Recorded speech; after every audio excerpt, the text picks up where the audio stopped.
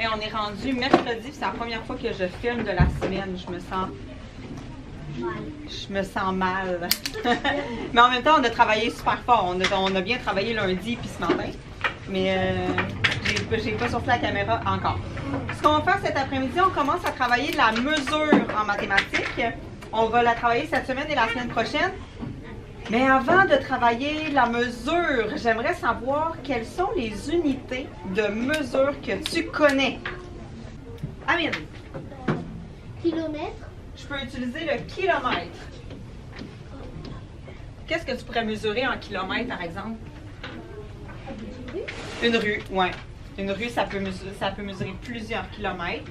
Ensuite, qu'est-ce qu'on peut utiliser, Océane? Les centimètres. Je vais les mettre ici. OK. Qu'est-ce qu'on peut utiliser d'autre? Christian.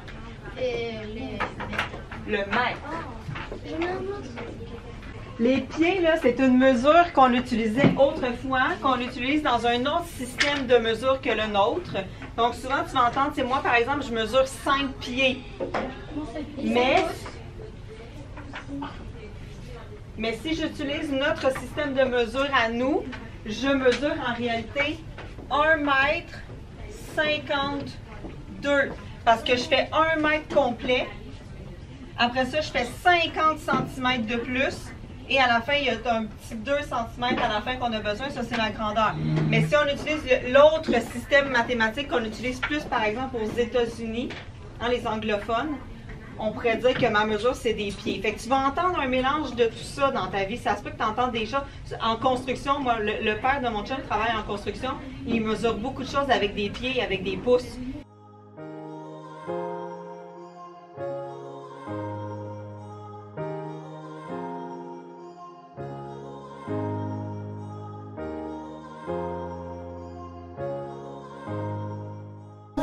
C'est pas exactement sur le 10. La ligne jaune, c'est pas jusqu'au 10. Non. Fait que dans 9, quelques millimètres. 8. 9,8. 10 c'est ça. Par contre, je suis pas vraiment le meilleur. 10,5 quoi? Centimètres. J'avais fait un retour sur qui avait lu le plus pendant la relâche, mais on avait juste calculé le mien. On avait juste vérifié le mien. Là, il y en a qui me l'avaient remis. Il y a 1, 2, 3, 4. Non, il y a 4 personnes qui me l'ont remis. Et il y a quelqu'un là-dedans qui m'a battu. Vraiment beaucoup. OK? Dans ceux qui me l'ont remis, il y a Léon qui a fait 24 cubes de 15 minutes. Ensuite, il y a Liam qui a fait 15 cubes de 15 minutes. Raphaël, 5 cubes de 15 minutes. Et Olivier H, 59 cubes de 15 minutes. Moi, j'ai fait 25 cubes de 15 minutes. Fait que Olivier m'a battu. Olivier m'a battu de plus que 2 fois plus que moi. Mais moi, j'ai battu Raphaël, j'ai battu Liam et j'ai battu Léon de 1 cube. J'ai lu 15 minutes de plus que toi. Je t'ai battu. Donc, si on fait que Olivier il a lu 59 fois 15. Tu peux essayer? Tu peux essayer mentalement. Ce qu'on peut faire, c'est qu'on peut essayer d'arrondir à 59 fois 10.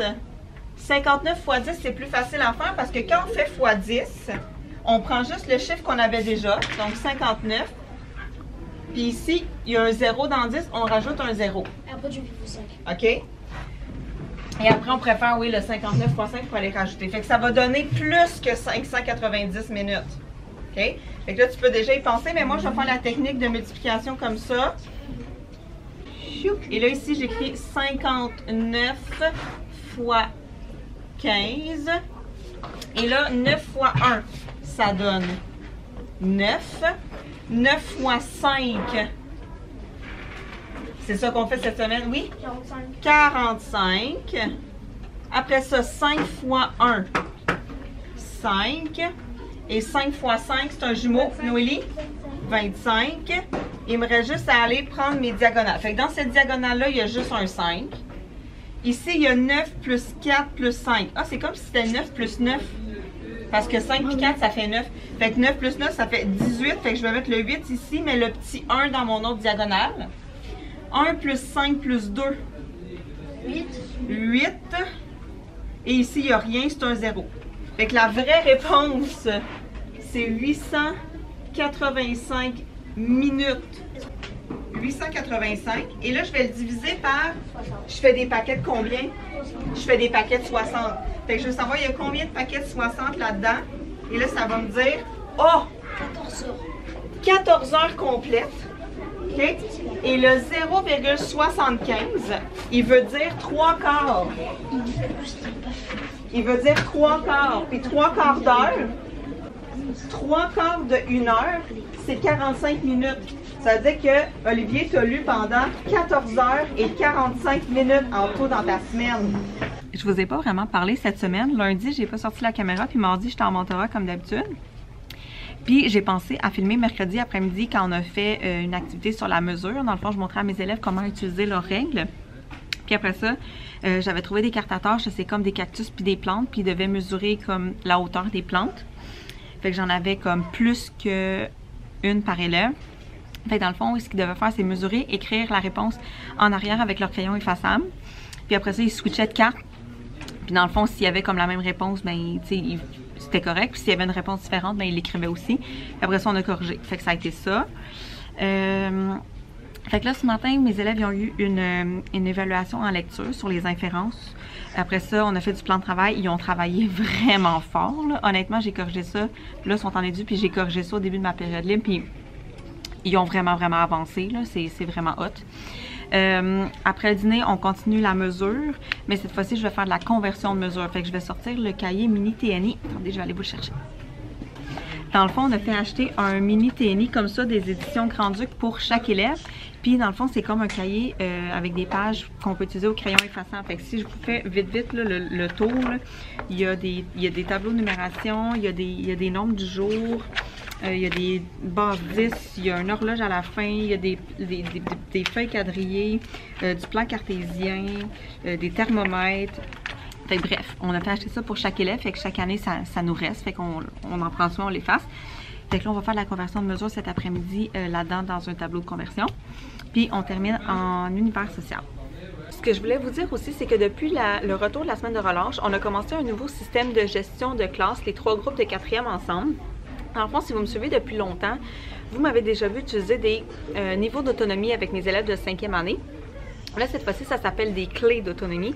Fait qu'on a 1, 2, 3, 4, 5, 6 clés de couleurs différentes. À chacune des clés, il y a des comportements qui sont attendus et il y a des privilèges qui sont accordés. Fait que là, dans le fond, je vais vous les montrer après, là. Tous les élèves vont commencer à la clé bleue. Puis les comportements attendus, là, je vous donne quelques exemples. Là, il y en avait plusieurs. Puis tu sais, on ajuste à chaque année selon les groupes d'élèves qu'on a. Mais tu sais, c'était de, mettons, pas parler en même temps que l'adulte ou en même temps qu'un autre élève, être en silence dans le corridor, ne pas déranger les autres élèves. Qu'est-ce qu'il y a aussi?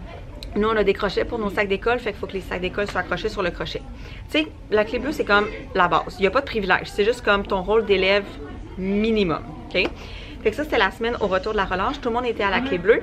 Puis le lundi, dans le fond, lundi cette semaine, on a fait ben, pas la cérémonie des clés, là, mais ben oui, la cérémonie des clés où est-ce qu'il y a des élèves qui montaient à la prochaine.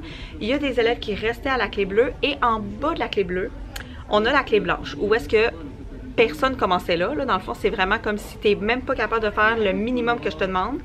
Tu descends à la clé blanche. Puis moi, même, j'ai rajouté que, mettons, un manque de respect ou une bataille, ça pouvait te faire descendre à la clé blanche. Et après ça, à la clé rouge, donc tous ceux qui font les comportements de base de la clé bleue montent à la clé rouge. Et là, le comportement qui s'ajoute, c'est d'avoir son matériel et d'en prendre soin. Puis le privilège, c'est qu'à tous les retours, donc l'entrée du matin, les retours de récré, retours de dîner, les élèves peuvent jouer à un jeu seuls à leur place. Fait qu'il faut qu'ils fassent les consignes qui sont au tableau, évidemment. Mais après ça, au lieu de faire la lecture ou travailler dans leur cahier passe-temps, ils peuvent se prendre un jeu logique, un cube Rubik à leur place tranquille. Fait que là, cette semaine, c'était comme la deuxième semaine des clés. Fait que j'ai un élève qui est descendu à la clé blanche, qui doit se reprendre. J'ai 1, 2, 3, 4, 5, 6, 7, 8, 9 élèves qui sont restés à la clé bleue, donc qui ont eu de la difficulté avec un ou plusieurs des comportements attendus.